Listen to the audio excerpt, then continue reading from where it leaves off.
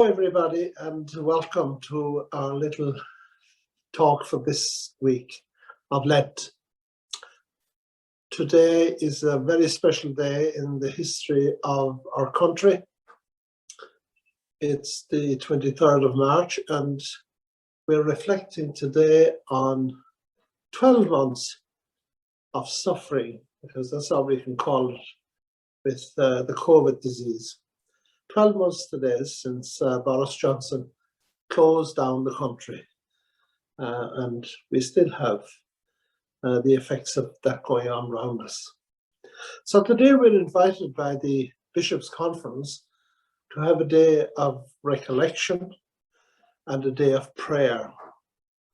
I think it's nice to remember all the things that happened in the last 12 months, but what changes all that for us is the fact that we pray.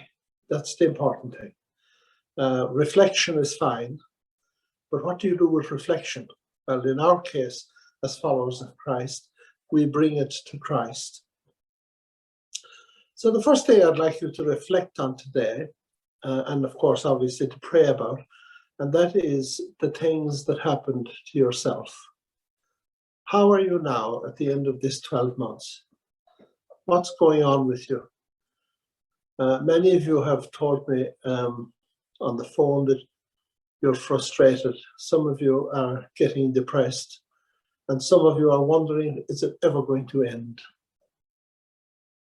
But today we remember and we bring those things that are very important to you to God in prayer.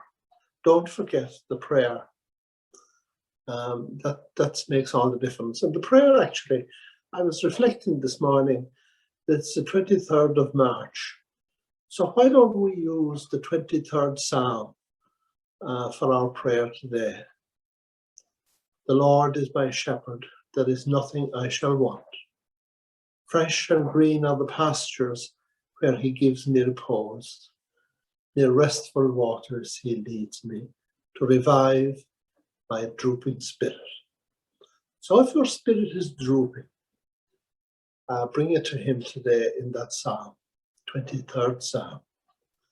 So we have to give thanks to God for a lot of things today. We have to give thanks to God for the scientists. We've give thanks to God for the people who looked after the sick, who helped the dead in their journey to God. We give thanks to God for the people who weren't able to be with their loved ones as they died from the COVID. We give thanks to God for the way that the doctors and nurses and scientists all helped to provide a vaccine. And don't forget to get your vaccine if you get the opportunity. It's very important. And remember that that vaccine is Christ passing among us. So reach out like the woman in the gospel and touch the hem of his garment and accept that vaccine for yourself. Pray for those who give it to you. Pray for those who invented the vaccine or the vaccines, and make it a time of prayer. The other thing that we want to remember is those who have died. Thousands and thousands of people who have died, people who were alive this time last year and now are gone to God to be with him forever.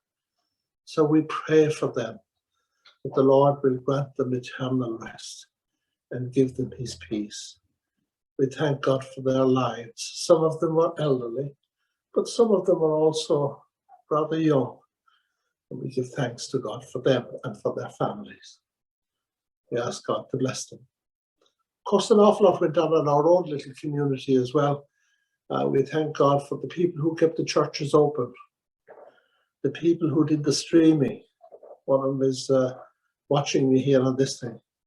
And he put out that for us every weekend and every Wednesday and brought us close to each other on matters, streaming the Mass for us. So streaming the stations and streaming the prayer for the dead every Wednesday evening during Lent.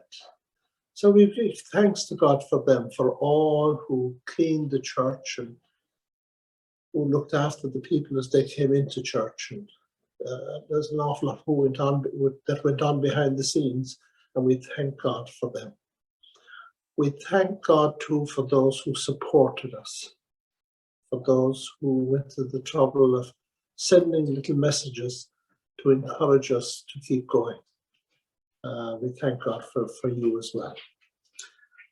So that's what we want to do today on the 23rd of March 2021, after a year of lockdown, a year of COVID, a year of suffering, a year of pain, and a year of difficulty. Finally, it would be good for us to reflect on what we have learned from the whole experience. Have we learned to be more patient? Have we learned something about ourselves? How do you cope with being alone? How do you cope with isolation? When there's nothing to escape from or to help you to escape, what do you do? How are you doing? So I want to ask God to bless you and bless all those that we've mentioned and all those we have prayed for today.